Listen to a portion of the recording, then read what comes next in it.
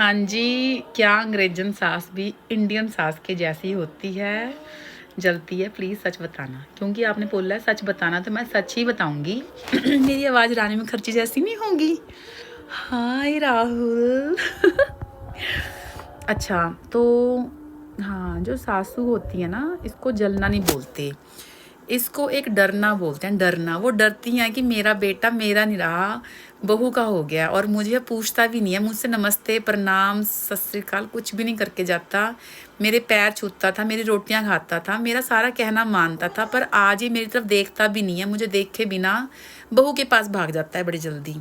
तो जो सास होती है ना, वो अंदर से टूट जाती है। उस टूटने की वजह से हमें होता है ना कि हम आज परेशान हैं, तो हम अपना गुस्सा किसी पे निकालते हैं। हम क्या करते हैं, ज़्यादातर औरतें बच्चों पे निकाल देती हैं, क्योंकि बच्चे हमारे आसपास होते हैं।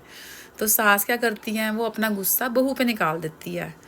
उसका मतलब ये नहीं कि उससे जलती है या उससे नफरत करती है, बहू भी उसकी फैमिली है, पर हर एक का ह्यूमन नेचर है ये, हर एक बंदा गुस्सा एक्सप्रेस करता है, 1 महीने बाद करे चाहे 3 महीने बाद।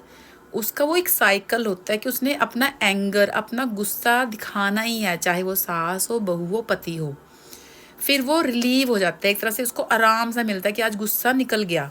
फिर 2-3 महीने अच्छे से निकल जाते हैं, फिर वही साइकिल बनता है, फिर गुस्सा आता है और फिर हम उसको एक्सप्रेस करते हैं किसी पर, किसी पे भी। सास को बहू मिलती है, बहू को सास मिलती है, क्योंकि कुल मिला के दोनों जने उस खसमड़े का तो कुछ कर नहीं सकते। खसमड़े को कुछ कहेंगे तो खसमड़ा बहू के पीछे पड़ जाएगा या सास के पीछे पड़ जाएगा। तो दोनों क्या करती हैं, आपस में एक दूसरे के टक्करे मारती रहती हैं, क्योंकि हस्बैंड जो है, आदमी जो है ना, वो डंगर, जितने भी डंगर हैं ये लोग, आदमी लोग, इनको तो कुछ कह नहीं सकते। इनके ऊपर सिर फोड़ेंगे ना तो इन्होंने हमारे ऊपर बम फोड़ देना है। तो क्या करती हैं बहुएं भी बेचारी, वो आदमी को नहीं कह पाती, वो जाकर बहू सास पर गुस्सा निकाल देती हैं और सास भी बेचारी उस पर गुस्सा निकाल देती हैं। तो सभी सास जलती नहीं हैं, दुख मनाती हैं कि काश मेरा बेटा मुझे भी थोड़ा आकर पूछे, मुझे इतना प्यार करता था, मेरी रोटियां खाता था, मैंने पाला है इसको अभी तक, मुझे हर चीज़ शेयर करता था, आज ही मुझे देखे बिना, मेरे से नमस्ते प्रणाम करे बिना बस फटाफट बहू के कमरे में पहुंच जाता है। और ऐसा ही होता है, बच्चों की छुट्टी होती है ना उनकी, तो वो लोग देखते भी नहीं है कि मम्मी चल तुझे भी घुमा लाऊं। वो क्या करते हैं, वोटी को लेके निकल पड़ते हैं ना कि चल आजा घूमने चलते हैं। सास बेचारी देखती रह जाती है अकेली। ठीक है, तो भाई हर एक की इच्छा होती है, कामना होती है कि बहू भी वो ढूंढ के लाती हैं कि ये बहू मेरे घर को संभालेगी और मेरा भी ध्यान करेगी। वो अपने लिए बेटी ढूंढ के लाती हैं। पर क्या करती हैं, हम लोग क्या करते हैं, हम उसी औरत से, जो एक सास है, ईर्ष्या खाने लगते हैं कि इसको ना मिले मुझे ज़्यादा मिल जाए। अगर पति सेब लाया है तो इसको 1 मिले मुझे 2 मिल जाएं, या मेरा पति अगर ज्वेलरी लाया है तो इसके लिए चांदी लेके आए और मेरे लिए सोने का लेके आए।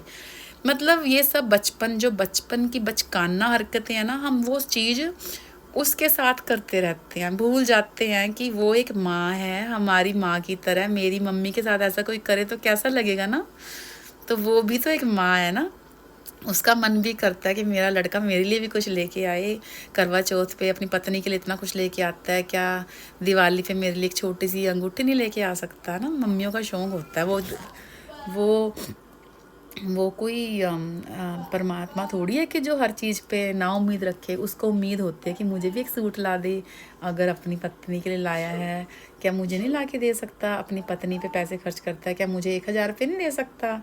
तो मतलब बहुत उम्मीदें होती हैं, और ये सारी उम्मीदें एक औरत के लिए, सास के लिए, एक बहू के आने के बाद उसका जो एग्जिस्टेंस होती है, जो वो घर में मौजूद थी ना, वो ख़त्म हो जाती है। लड़का तो देखता भी नहीं अपनी माँ की तरफ, शादी होने के बाद वो अपनी माँ को पूछता भी नहीं है।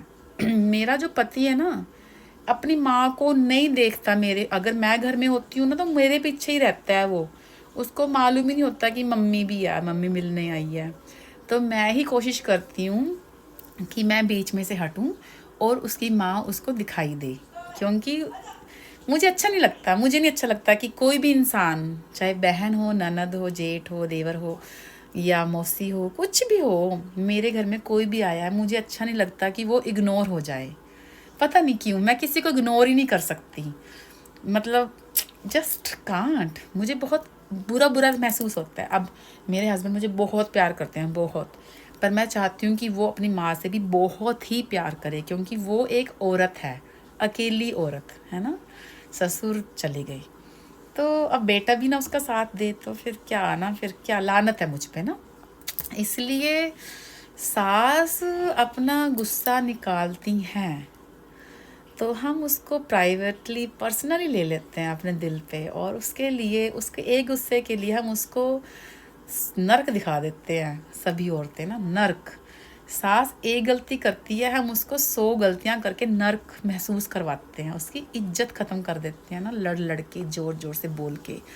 पर नहीं, उसने बोल दिया तो कोई नहीं यार, मैं अपनी सास से बहुत प्यार करती हूँ। मुझे बोलती है वो, आज की वीडियो में देख लो, उसने मुझे बोला मेरा रंग मूंगफली जैसा काला है तो सच है तो है, मैं क्यों बुरा मानूं, मूंगफली जैसी हूँ तो हूँ, है ना। अब आप लोग भी मुझे कमेंट्स करते हो कि दीदी आप तो बुढ़े हो, तो हूँ, मैं बुढ़ी हूँ।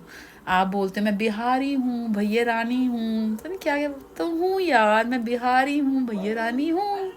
तो मैं हिंदी बोलती हूँ तो भैया रानी ही बोलोगे ना, तो बोल ही जाने दो।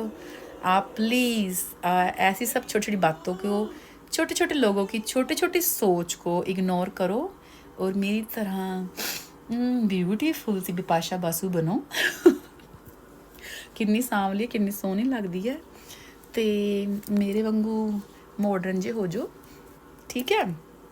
ਤੇ ਬਾਕੀ ਸੱਸ ਨੂੰ ਗੋਦੀ ਚੱਕ ਕੇ ਪਿਆਰ ਕਰਿਆ ਕਰੋ ਬੱਚਿਆਂ ਵਾਂਗੂ, ਜਿੱਦਾਂ ਮੈਂ ਕਰਦੀ ਹਾਂ। ਮੈਂ ਆਪਣੇ ਪ੍ਰਾਹੁਣੇ ਨੂੰ ਵੀ ਨਹੀਂ ਦੇਖਦੀ, ਮੈਂ ਜਦ ਪ੍ਰਾਹੁਣਾ ਘਰੇ ਹੁੰਦਾ ਨਾ, ਮੈਂ ਸੱਸ ਨੂੰ ਹੀ ਅੱਗੇ ਰੱਖਦੀ ਹਾਂ, ਉਹਨੂੰ ਹੀ ਪਿਆਰ ਦਿੰਦੀ ਹਾਂ ਬਹੁਤ ਜ਼ਿਆਦਾ। ਸੱਸ ਸਹੁਰੇ ਆ ਜਾਵੇ ਮੇਰੇ, ਮੈਂ ਸਹੁਰੇ ਨੂੰ ਹੀ ਪਿਆਰ ਕਰਨ ਲੱਗ ਜਾਂਦੀ, ਯਾਨੀ ਕਿ ਮੇਰੀ ਜੋ ਵੀ ਗੱਲ ਆ, ਮੈਂ ਸਭ ਨੂੰ ਬਹੁਤ ਪਿਆਰ ਦਿੰਦੀ ਹਾਂ, ਮੈਂ ਕਿਸੇ ਨੂੰ ਵੀ ਇਗਨੋਰ ਨਹੀਂ ਕਰ ਸਕਦੀ। ਮੇਰੇ ਘਰੇ ਵੀ ਮੈਂ ਆਪਣੀ ਭਾਬੀਆਂ ਨੂੰ ਕਦੇ ਇਗਨੋਰ ਨਹੀਂ ਕੀਤਾ। ਅਸੀਂ ਘਰੇ ਬੈਠੇ ਹੁੰਦੇ ਸਾਰੇ ਜਣੇ, ਮੰਮੀ ਪਾਪਾ ਭਰਾ ਭਰੂ ਸਭ, ਤੇ ਆਪਸੀ ਗੱਲ ਚੱਲ ਰਹੀ ਹੁੰਦੀ ਹੈ, ਤੇ ਉਹਨਾਂ ਨੂੰ ਵਧੀਆ ਨਹੀਂ ਲੱਗਦਾ ਭਰਾਵਾਂ ਨੂੰ ਕਿ ਵੀ ਸਾਡੀਆਂ ਤੀਵੀਆਂ ਵਿੱਚ ਆ ਕੇ ਬੈਠਣ, ਹੈ ਨਾ, ਗੱਲਾਂ ਸੁਣਨ। ਪਰ ਮੈਂ ਉਹਨਾਂ ਨੂੰ ਮਹਿਸੂਸ ਨਹੀਂ ਹੋਣ ਦਿੰਦੀ, ਮੈਂ ਉਹਨਾਂ ਨੂੰ ਕਹਿੰਦੀ ਹਾਂ ਬੈਠੋ ਗੱਲਾਂ ਕਰੋ ਸਾਡੇ ਨਾਲ, ਤਾਂ ਕਿ ਉਹਨਾਂ ਨੂੰ ਇਹ ਮਹਿਸੂਸ ਨਾ ਹੋਵੇ ਕਿ ਉਹ ਘਰ ਦਾ ਮੈਂਬਰ ਨੇ, ਉਹ ਘਰ ਦੇ ਮੈਂਬਰ ਨੇ। ਹੁਣ ਉਹ ਮੇਰੇ ਭਰਾ ਦੀਆਂ ਤੀਵੀਆਂ ਨੇ ਤੇ ਮੇਰੀ ਭਾਬੀਆਂ ਨੇ, ਮੇਰੀ ਭੈਣਾਂ ਨੇ ਹੁਣ ਉਹ, ਤੇ ਉਹਨਾਂ ਨੂੰ ਕਿੱਦਾਂ ਇਗਨੋਰ ਕਰਦੀ। ਮੈਂ ਆਪਣੀ ਭਾਬੀਆਂ ਨੂੰ ਵੀ ਬਹੁਤ ਪਿਆਰ ਕਰਦੀ ਹਾਂ, ਤੇ ਭਰਾਵਾਂ ਨੂੰ ਤਾਂ ਕਰਦੀ ਹੋਈ ਹਾਂ। ਮੇਰੇ ਡੈਡੀ ਮੇਰੀ ਜਾਨ ਨੇ, ਸੇਮ ਟੂ ਸੇਮ ਹੁਣ ਮੇਰੇ ਇੱਧਰਲਾ ਘਰ ਮੇਰੀ ਜਾਨ ਆ। ਮੈਂ ਸਭ ਨੂੰ ਬਹੁਤ ਪਿਆਰ ਕਰਦੀ ਹਾਂ, ਤੇ ਮੈਂ ਚਾਹੁੰਦੀ ਹਾਂ ਤੁਸੀਂ ਸਾਰੇ ਵੀ ਆਪਣੇ ਸੱਸ ਸਹੁਰੇ ਨੂੰ ਪਿਆਰ ਦਿਓ ਰੱਜ ਕੇ। ਉਹੀ ਤਾਂ ਲੱਭ ਕੇ ਲੈ ਕੇ ਆਏ ਨੇ ਸਾਨੂੰ,